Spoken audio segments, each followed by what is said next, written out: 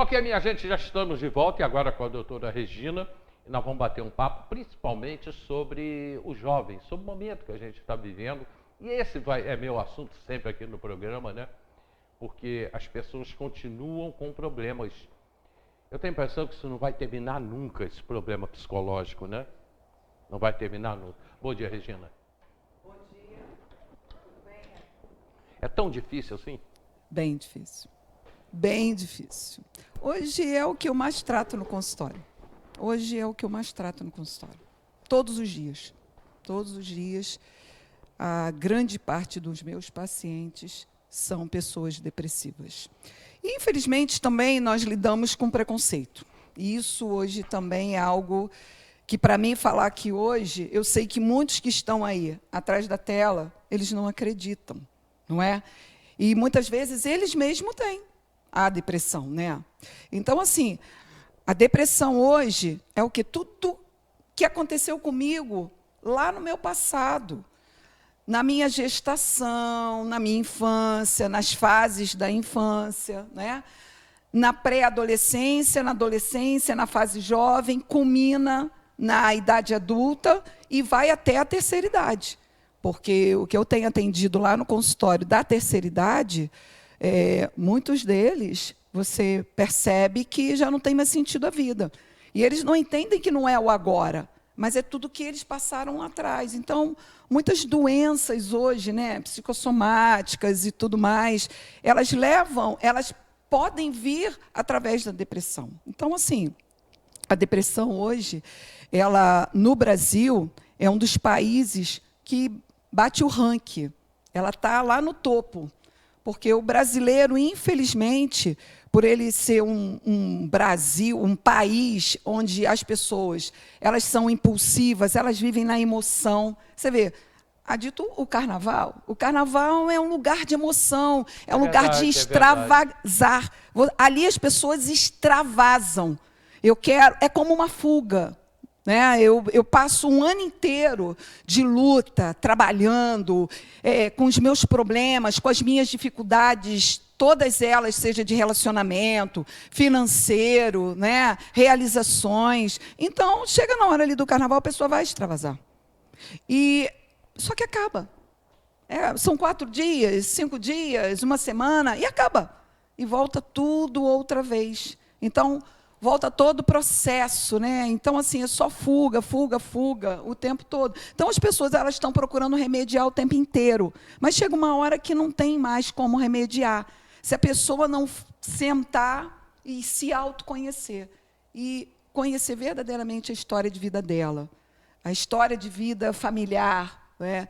O que culmina hoje para que ela hoje esteja nesse estado. Né? E a depressão, ela é uma doença. Ela é uma doença do cérebro. Porque o coração não adoece, a pressão, né, o sangue, o rim, o pulmão, as doenças respiratórias, doenças alérgicas, o estômago e todos os nossos órgãos, eles adoecem. Como o cérebro também. Só que o cérebro, ele precisa ser extremamente bem cuidado, porque a partir dele é que todos os outros órgãos vão funcionar. Então, se eu não cuido do meu cérebro, então eu fico uma pessoa adoecida. E hoje você vê, né, o adolescente, hoje, como a gente está falando aqui, né? O adolescente, ele tem uma fase de transição. Ele não é mais a criança, mas também não é o adulto. Então, ali, ele está saindo daquela fase infantil e entrando para a fase adulta. Só que isso é um trânsito. Ali é momento, muitas vezes, de solidão. Ali é o momento da descoberta. Ali é o momento que não tem mais o colo, não é? Entre aspas, e já não tem mais aqueles abraços, as brincadeiras, porque ele mesmo, ele quer chegar nessa fase logo, a fase adulta. Então, ele fica ali, né? Nesse trânsito, ele vai e volta, ele sente falta, né? Ele vai se interagindo com outros. Muitas vezes, o adolescente fala assim, eu posso ser igual a fulano? Muitas vezes eles perguntam isso para os pais, eu posso ser igual a fulano? Mas por que você quer ser igual a fulano?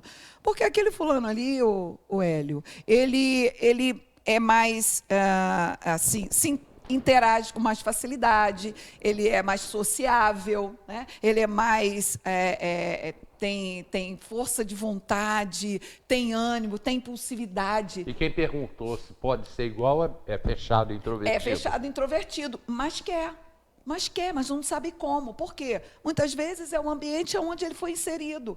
É a educação dos pais, né? Às vezes são os pais mais fechados, mais tímidos, mais quietos, pais ausentes. Então, assim, aonde ele vai aprender? Onde seria o meio onde ele aprenderia, não é? Então, o que ele faz? Ele vê que ele lá, ele é diferente. Por quê? Por que ele consegue brincar, consegue chegar, ele se insere com muito mais facilidade, ele é comunicativo, não é? Na sala de aula, o professor fala assim, eu preciso que alguém leia. Sempre levanta um, né? Aquele com mais facilidade. Os outros têm uma dificuldade. Eu trato muito com timidez, com adolescente tímido, porque precisa apresentar trabalho. Eu trato com o jovem que precisa apresentar TCC na faculdade e que fica constrangido. Então, ele precisa entender. Quando ele entende o que acontece com ele ali, o que está acontecendo por ele não conseguir, aí isso é um autoconhecimento. E ele percebe, e ele vai entender que muitas vezes aquilo não é dele, é algo que ele carrega, que vem de onde? Que vem da família inserida, de uma família que muitas vezes não motivou, de uma família que muitas vezes não incentivou, de uma família muitas vezes que não elogiou. Então, a criança, você sabe como a criança é. A criança hoje para a escola, ela é imperativa. Né? Ela brinca, ela grita, e aí ela vai chegando a uma certa idade que ela vai sendo como? Ela vai sendo aprisionada. Ela começa a despertar nela própria que todo aquele movimento dela, que as pessoas estão falando, estão chamando a atenção dela, e ela acaba ficando uma criança mais introspectiva, né? Ela fica uma criança mais acuada. A gente tem que ter cuidado com as redes sociais. Por quê? Muito, muito, muito.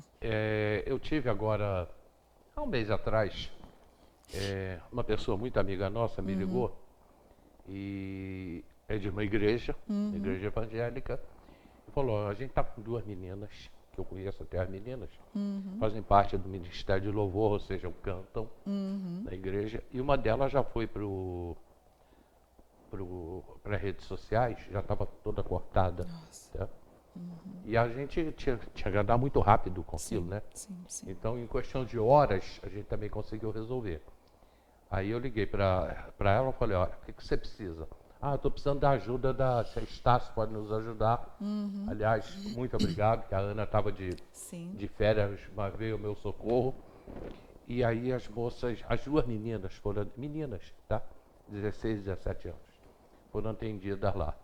E eu conversando com a Ana falou, é muito comum. Muito comum. Jovens, principalmente as meninas,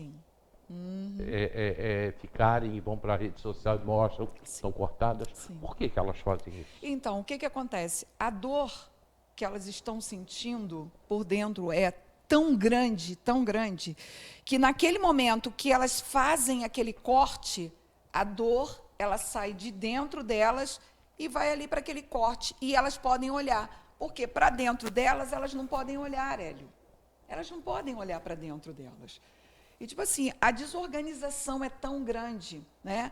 É claro que a gente precisa fazer ali um diagnóstico para saber o que está acontecendo.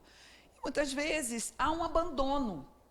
Muitas vezes há traumas. Às vezes apanhou demais. Às vezes não tem elogio. Tudo que faz sempre é por obrigação, não é? Ela não é percebida dentro de casa, muitas vezes. Ela não recebe um abraço, não recebe um carinho. E aí, conforme ela vai pegando a idade, ela vai entendendo que isso faz muita falta para ela. E eu preciso ser muito sincera, Hélio. Você é um homem, né? E eu preciso falar que os pais, os homens, eles fazem muita falta na vida de uma moça, na vida de uma menina. O pai? O pai faz. Porque até determinada idade é a mãe. A mãe está ali, a mãe é extremamente presente, tem que ser, né?